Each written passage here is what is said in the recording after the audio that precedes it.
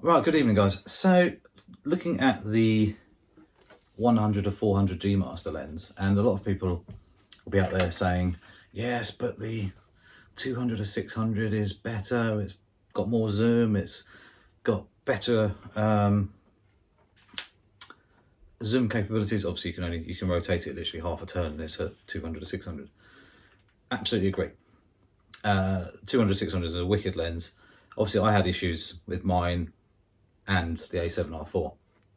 I actually got rid of mine, got a refund, and ended up buying the 100 to 400 G Master. And looking back at it now, as much as I love the 200 to 600, yeah, and it gave me a bit more reach. Fantastic lens, very sharp when it worked properly. But you've got this thing, and it's amazing. Very fast focusing, nice and sharp, much lighter and smaller than 200 to 600, which is great. You know, if I take the hood off, obviously put it around the other way, we can actually line it up next to the 135, which I know has actually got the hood on. The real world is not much bigger, and to be honest, most of the time I leave my hoods like this anyway, even in my bag. So the real world situation is the 100 to 400 is actually roughly the same size as a 135. So that sort of side of things, it makes it very compact and very usable in the real world of work. So a lot of people buy the 200 to 600 for wildlife and stuff like that, and if that's what they do, amazing.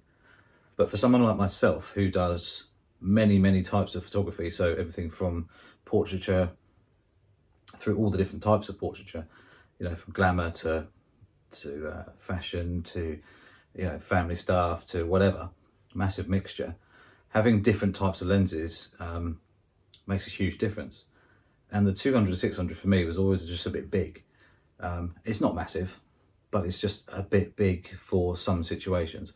But also the fact that it's quite restrictive because you can only go back to 200.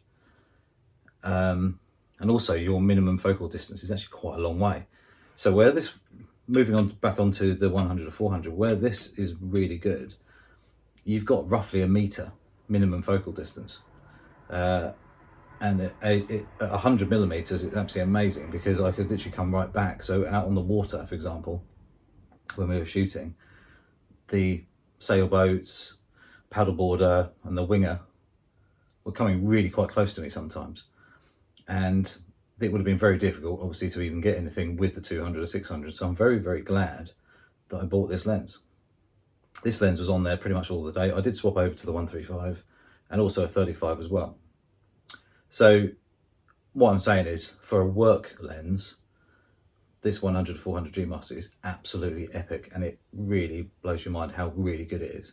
Fast focusing, also extremely weather sealed. It got splashed quite a few times by the boat. Unfortunately, I didn't have the GoPro on at the time, so you couldn't see it, but it did get a few waves straight over the top of it, including the A1 as well. So it's all very well weather sealed. It works really well. So no drama there whatsoever. And like I say, much lighter. So as a working tool, if you're using it for hours, and I was there for 4 hours walking around with this, or sitting around with this in one hand, two hands, you know, it's much lighter than the 200 600. And it just works really nicely. So that's why my thoughts on it anyway. Check the rest of the video out, see what you think of the pictures, the videos and stuff like that. The stabilization was working very nicely. Even on a boat that's sort of doing this, and we're trying to follow other sailing boats and other bits and pieces out there, and we're turning, you know, trying to stay with them, trying to get in front of them and all this sort of stuff. So it really made it really nice experience using it. So that's my 2p's worth anyway. Let me know what you think, and yeah, see what you think of the rest of the video. Don't forget to click the subscribe button, little notification bell as well, and you'll see when I upload new stuff. Got a load of stuff coming with the RX10 if you follow me for that reason. But please don't just follow me because of a particular camera. I know people like to see certain cameras in use, but photography is photography. It doesn't matter if we're using this, the RX10, the mobile phone. The shots are still all relative to what we do. So just remember that as a thought. Yeah, anyway, hope you enjoy the rest of the film. So guys, as you can see, I'm actually in a lake. so I waded out a little bit actually to get the shot so I could get down to the level of the water. But yeah, pleasantly warm. As you can see here, the stabilization on the lens is actually pretty good. We're moving around quite a bit on the water. It was actually quite stable, but there's still bumps and things like that. And actually, as you can see, there's a little bit of movement and stabilization, sort of jerkiness as such, but actually generally it's quite smooth. I'm still getting used to this video lark, as you can tell, but actually really impressed.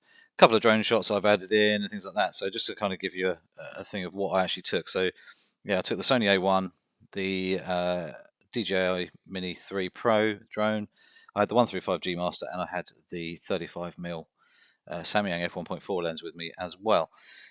Predominantly though, I used this lens here, the 100 or 400, and you can see the GoPro is now recording sitting on top of the camera. And yeah, absolutely wicked. It was a really fun day, and as jobs go, it was a really fun day, and a bit of a learning experience on some things. One, trying to keep yourself steady on a boat without falling in, and trying to track where they're going to go. Big learning experience. Watching out where other people are coming from, because basically we had obviously a certain amount of time and a certain amount of wind, and the wind was forecast to drop quite heavily. It was actually really windy day. It was kind of almost the perfect day, as Richard said, who basically runs the place.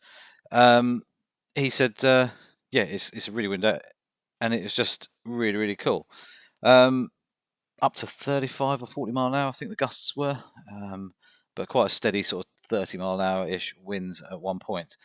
Then it just died right off, so they actually had to struggle to get the sailor boats going and all that sort of stuff. So yeah, really interesting. Great fun though on the boat. Absolutely wicked. Really enjoyed this. A little bit nervous of falling in the water with a very expensive camera and lens and everything. Like I say, got splashed a few times, but absolutely fine. Basically, I had this gentleman here, can't remember his name, is really bad. He was very helpful. Richard, a friend of mine who obviously is manager there, all out on the boats and stuff, and we did some really cool things here. But like I say, we had to try and work out on the go what we're going to do. Luckily, the light was very good. Like I say, it was windy, so it was ideal conditions for what we needed. And having that 100, I could back right out to 100. I could get the whole sail in and the boat and everything, where obviously other lenses may have struggled. So yeah, like I say, just big learning curve, and just getting stuff as we were cruising around. Some of the stuff we did on the ground, on the beach and everything like that. Some I was obviously stood in the lake itself, while the guys were actually teaching. So doing, because it's the summer holidays, they were teaching a lot of kids how to windsurf and sail and all that sort of stuff. It was really interesting, and it's something I've ever wanted to do. Everyone to their own. Paddleboard I might want to have a go at. That looks quite fun. Sailing, Ella there, she absolutely amazing. I was just like, whoa, she's very good at what she does. She even actually put it on its side. I capsized it, and then got it back over again, which was quite cool to watch. But yeah, fabulous day out.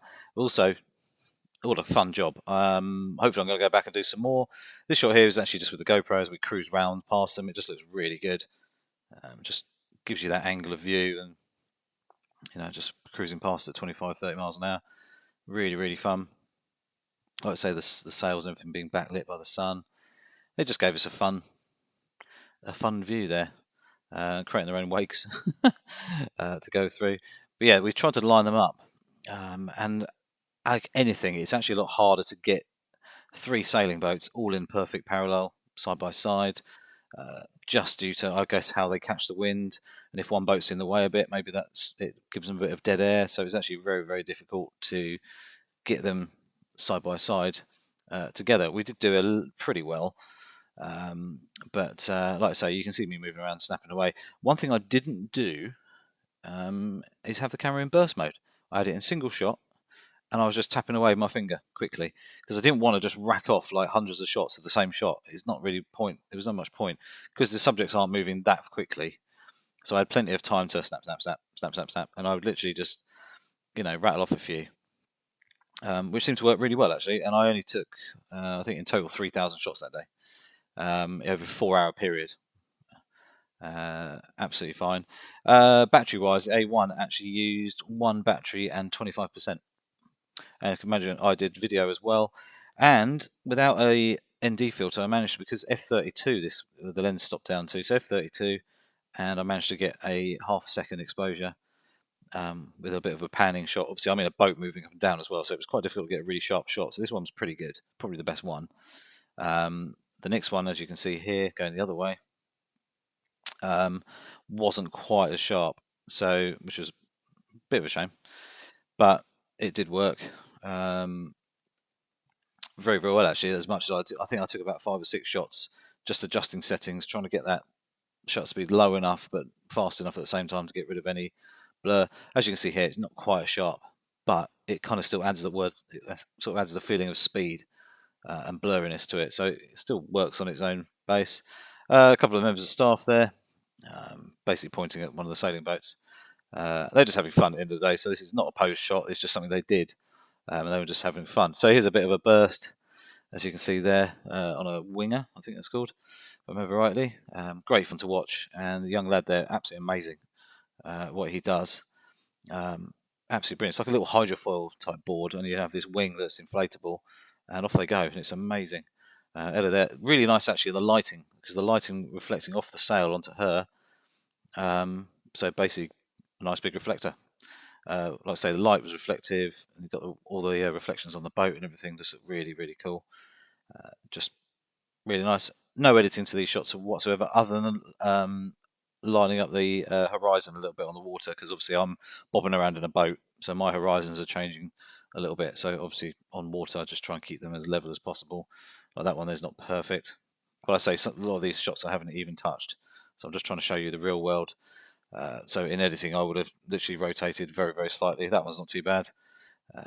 But just real fun day out. And when you get a job like this, it's just good fun. You've got to get the job done. But allowing you to sort of pretty much free reign of what you want to do. Try and be creative. Try and capture the action. Even some wildlife there. Obviously out on the windsurfer. But following the boat quite often, or where we were following side on and stuff like that. It's just really, really interesting. And like here, another slow shutter speed shot there. It actually worked really quite nicely. I quite like this one because it showed all the boats and stuff in the background on the beach there, ready to go out. This shot here shows you the difference, doesn't it? One has real motion in it. This one is quite still. Yeah, it's a little bit sharper, but the other one was more effective on the way it works. This shot here, this place was Rye Water Sports, by the way, and that's Rye in the distance in East Sussex. I just thought it worked really nicely with the colourful sails and everything like that.